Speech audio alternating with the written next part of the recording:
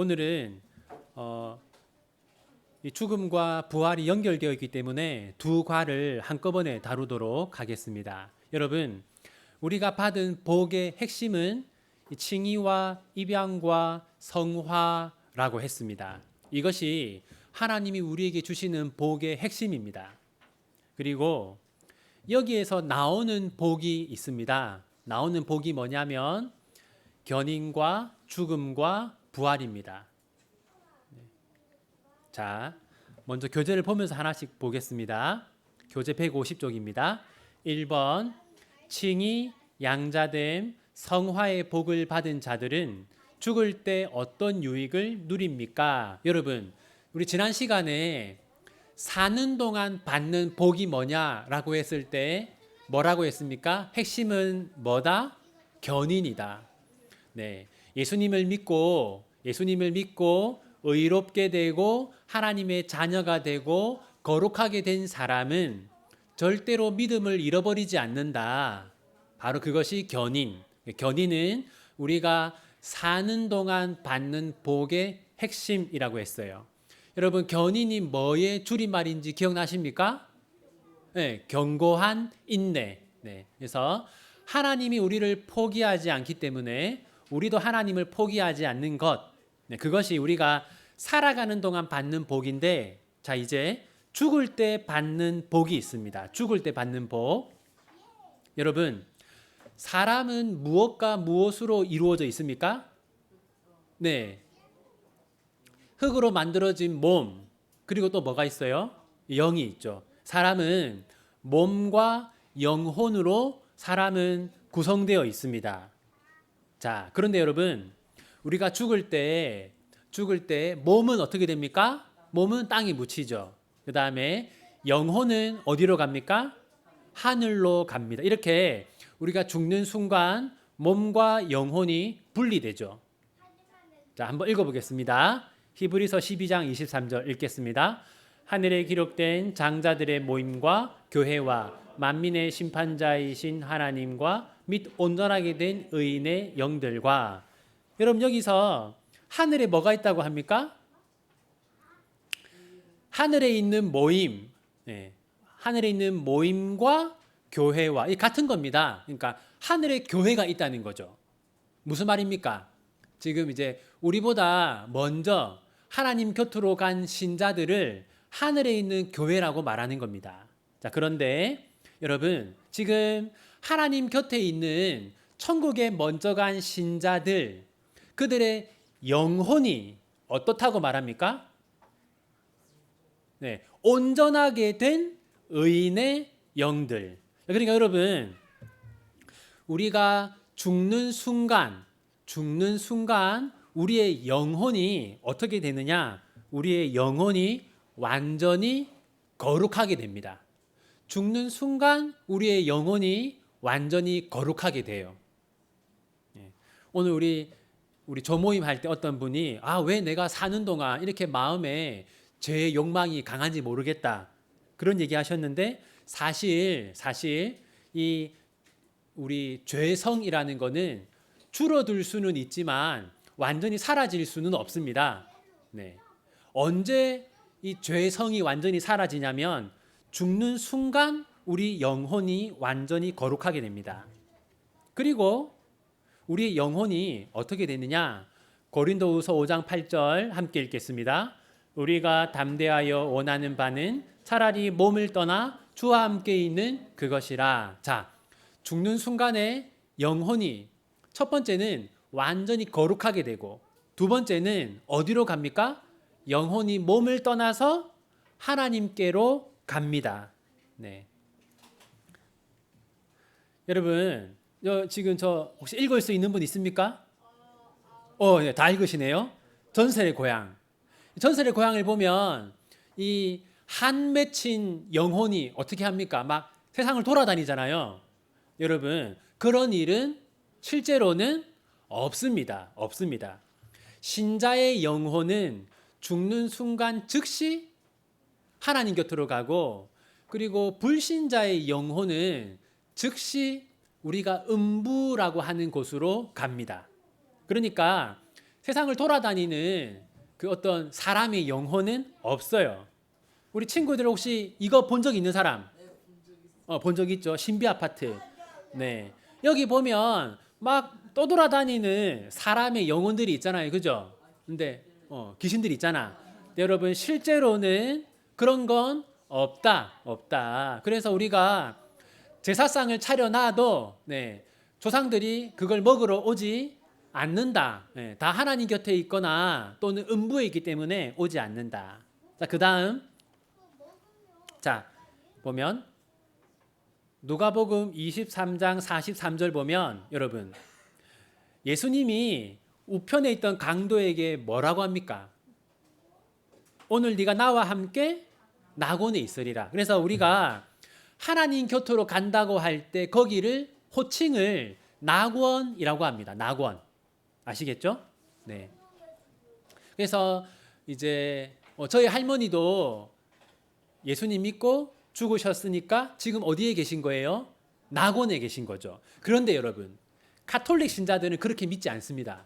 뭐 어떻게 믿느냐? 자, 여러분, 혹시 저 그림이 뭘 나타낸 건지 혹시 아십니까? 몰라? 자, 저 그림은 연옥을 나타낸 겁니다. 연옥. 여러분, 그래서 저기 지금 연옥 설명해 줄게요. 자, 지금 저기 보면 막 지금 불 속에서 고통받는 영혼들이 있죠. 근데 저 영혼들은 불신자가 아닙니다. 신자예요, 신자. 그래서 가톨릭에서는 일단 불신자의 영혼은 지옥으로 간다. 그다음에 신자의 영혼은 연옥으로 간다. 연옥에서 벌을 받다가 왜 그러냐면 여러분 이제 구원받은 신자도 사는 동안 죄를 짓잖아요. 그러니까 가톨릭의 교리는 어쨌든 지은 죄가 있는데 천국으로 바로 간다는 게 말이 되냐. 그러니까 지옥은 아니지만 어떤 곳에서 벌을 받은 다음에 천국으로 갈 거다. 그래서 만들어낸 겁니다. 연옥이라는 거를. 그래서 저게 지금 뭐냐면요. 여러분 한 가운데 빨간 옷 입은 분은 누구겠어요? 품에 있는 아기가 예수님이에요. 빨간 옷 입은 분은 마리아. 그래서 이제 로마 가톨릭 신자들은 마리아를 하나님처럼 믿는 건 아닙니다. 그런데 뭐라고 하냐면 마리아의 공로를 의지한다라고 해요. 이게 무슨 말이냐면 이런 겁니다. 보세요. 자, 이제 로마 가톨릭에서는 죄를 지은 것보다 선을 행한 게 더 많으면 천국으로 가요.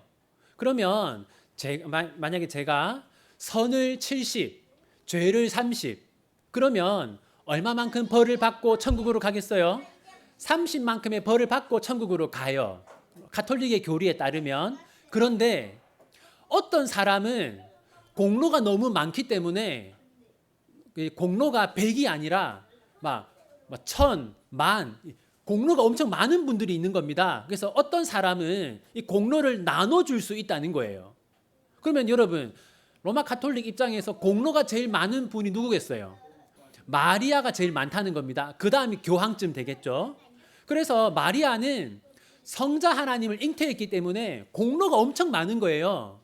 그래서 이제 저게 지금 마리아의 공로를 힘입어서 그 연옥에서 받을 이제 형기가 줄어들고 천국으로 가는 그런 그림인 겁니다.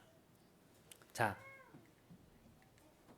저것도 이제 성당에 가면 이런 그림들이 있어요. 연옥입니다. 연옥. 근데 여러분 연옥이라는 건 성경적이지 않습니다. 아까 말씀드린 것처럼 예수님이 우편의 강도에게 오늘 나와 함께 낙원에 있으리라 했기 때문에 신자의 영혼은 바로 하나님 곁으로 가는 것이지 연옥으로 가지 않습니다. 자, 그 다음에 그러면 영혼은 하나님 곁으로 가면 사람의 몸은 어떻게 되느냐? 네, 여기 보면 사람의 죽은 몸은 어떻게 된다고요?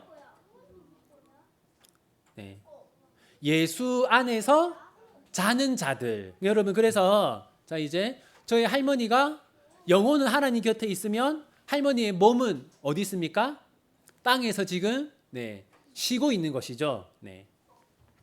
그래서 영혼은 하나님 곁으로 몸은 땅에서 쉰다. 근데 여러분 표현을 뭐라고 했어요?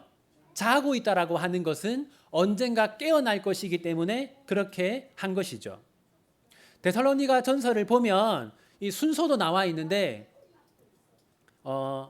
이제 예수님이 재림하실 때 신자의 몸이 변하거든요. 그때 죽었던 신자들의 영혼이 먼저 변한다. 그렇게 되어 있어요. 다음에 기회 되면 말씀드릴게요.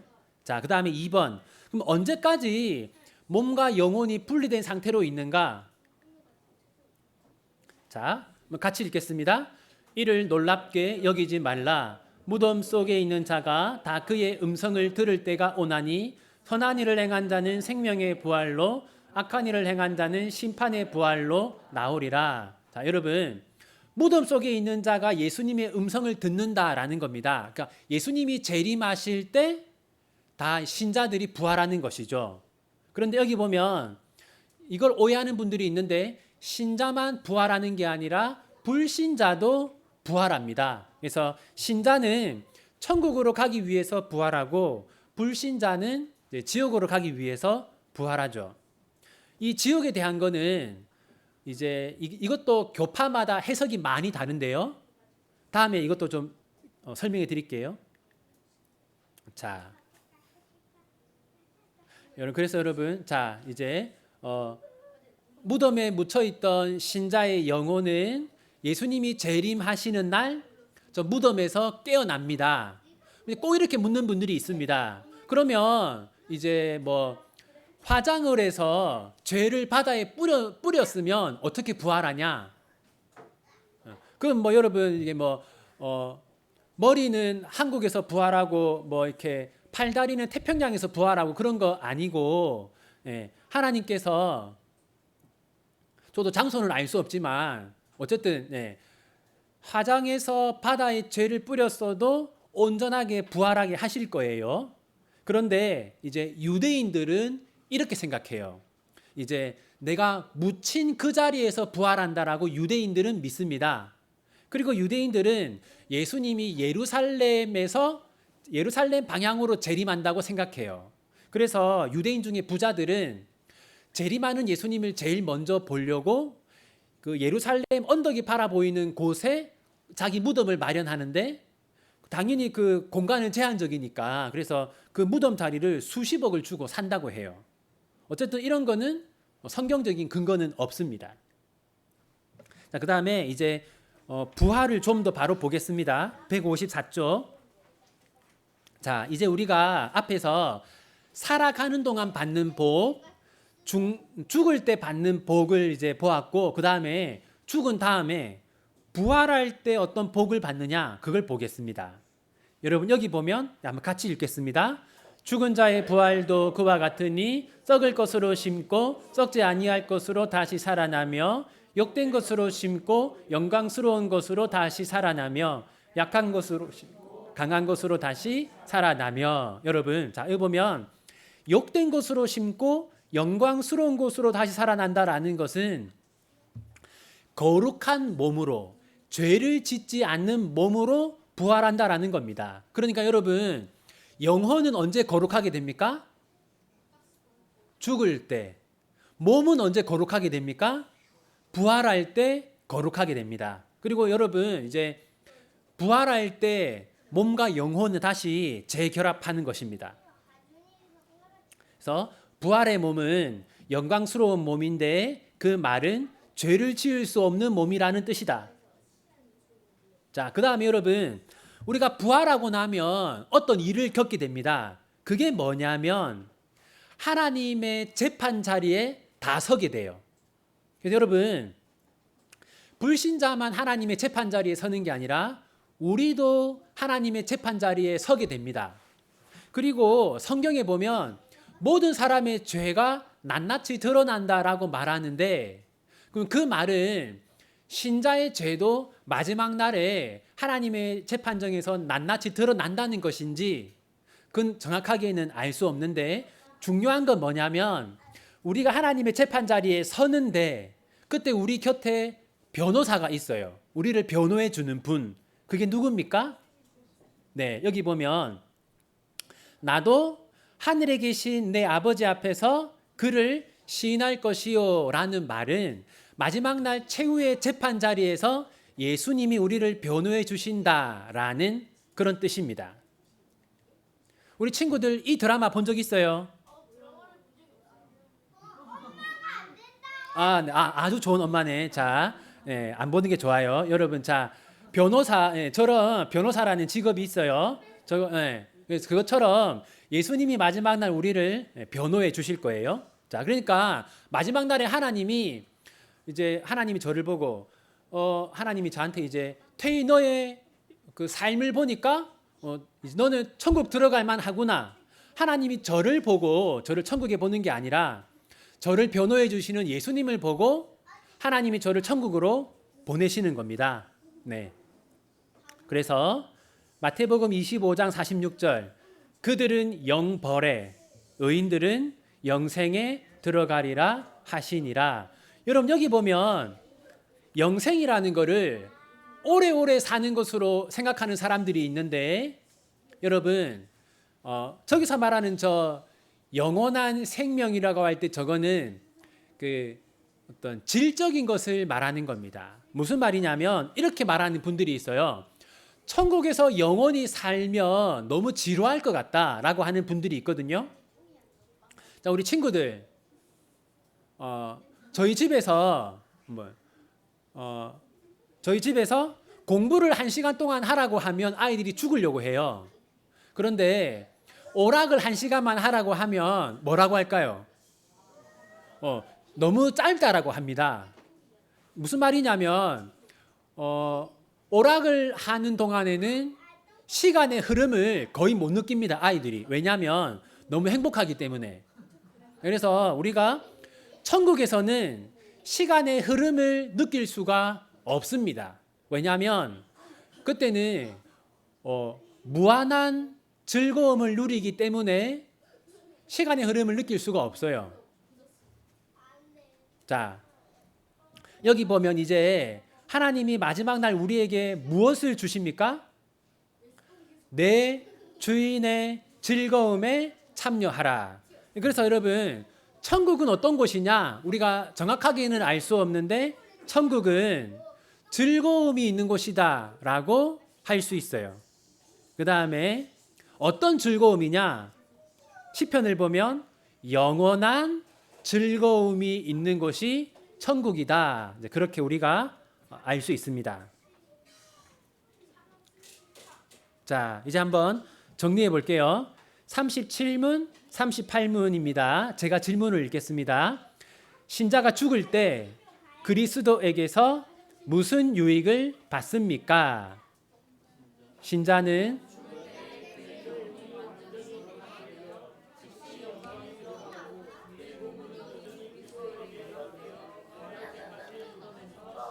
네, 여러분 그러니까 죽는 즉시 몸과 영혼이 분리되고 영혼은 어디로 간다?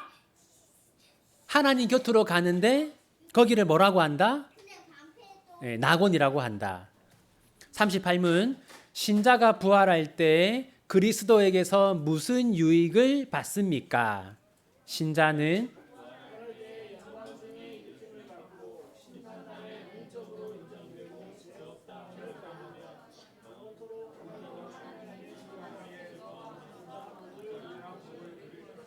네, 자 부활할 때 영광 중에 일으킴을 받는다는 것은 죄를 짓는 몸이 아니라 영광스러운 몸으로 살아난다라는 겁니다. 그러니까 이때 이제 몸과 영혼이 다시 재결합하는 거죠.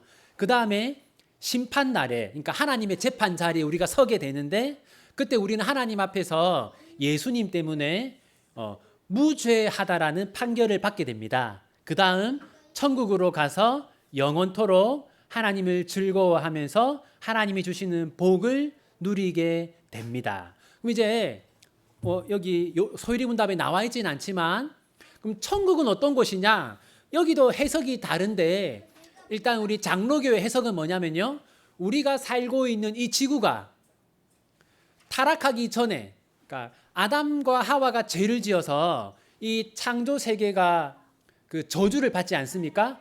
그래서 변질되거든요. 근데 이제 그 전의 상태로 돌아간다라고 우리는 믿습니다. 그거를 새 하늘과 새 땅이라고 하는 거죠. 그러니까 이 지구가 사라지고 우주 어딘가에 있는 천국으로 가는 게 아니라 우리가 살고 있는 이 지구가 이제 태초의 상태로 회복되고 거기서 우리가 이제 거룩한 몸으로 부활의 몸으로 사는 것이죠. 네, 여기까지 하고 마치도록 하겠습니다. 기도하겠습니다. 하나님 아버지, 저희가 사는 동안에는 믿음을 잃어버리지 않는 복을 주시고 죽을 때는 우리의 영혼이 하나님 곁으로 가는 복을 주시고 죽은 다음에는 부활하여서 천국에서 영원토록 즐거워하는 복을 주셔서 감사합니다. 저희가 살아서나 죽어서나 죽은 다음에도 복을 받는 존재로 살아가게 하셔서 감사합니다. 하나님, 우리가 이 땅에서 사는 동안 너무나 많은 어려움과 눈물겨운 일들을 당하지만 하나님, 그럼에도 불구하고 하나님이 이 땅에서 우리를 지키고 계시다는 사실, 또 우리가 죽을 때 우리의 영혼을 하나님 곁으로 인도하여 주신다는 사실, 또 우리가 결국에는 부활하여서 천국에서 영원한 즐거움을 누리게 된다는 것, 그런 소망을 가지고 이 땅에서 저희가 믿음을 지키며 하나님을 섬기며 살아갈 수 있도록 주님 도와 주십시오. 하나님, 또 저희 비전교회가 예수님의 몸된 공동체로서 하나님 이 땅에서 예수님의 몸답게 잘 살아가기를 소원합니다. 더욱더 건강하고 바른 교회, 그리고 서로를 아끼고 사랑하는 교회가 되게 하여 주십시오. 그리고 하나님, 저희가 그리스도의 참된 몸이 되기 위하여 계획하고 준비하는 일들이 있습니다. 하나님 아버지, 전도주의를 잘 준비할 수 있도록 도와주시고 또 우리의 자녀들에게 올바른 믿음을 전하기 위하여 수련회를 준비하고 있으니 이 모든 것들이 잘 준비되고 진행될 수 있도록 도와주십시오. 비전교회가 많은 연약함과 부족함이 있지만 예수님이 우리의 머리가 되시니 우리를 버리지 않으시고 항상 선하고 올바른 길로 인도하여 주실 것을 믿습니다. 그 믿음 가지고 이 한 주도 살아가게 하여 주십시오. 험악한 세상 속에서 비전교회 성도들 몸과 마음을 지켜주시고 이 한 주간 동안 더욱더 성령으로 충만하기 위하여 노력하는 저희가 다 되게 하여 주십시오. 이 모든 것 예수님의 이름으로 기도합니다. 아멘. 수고하셨습니다.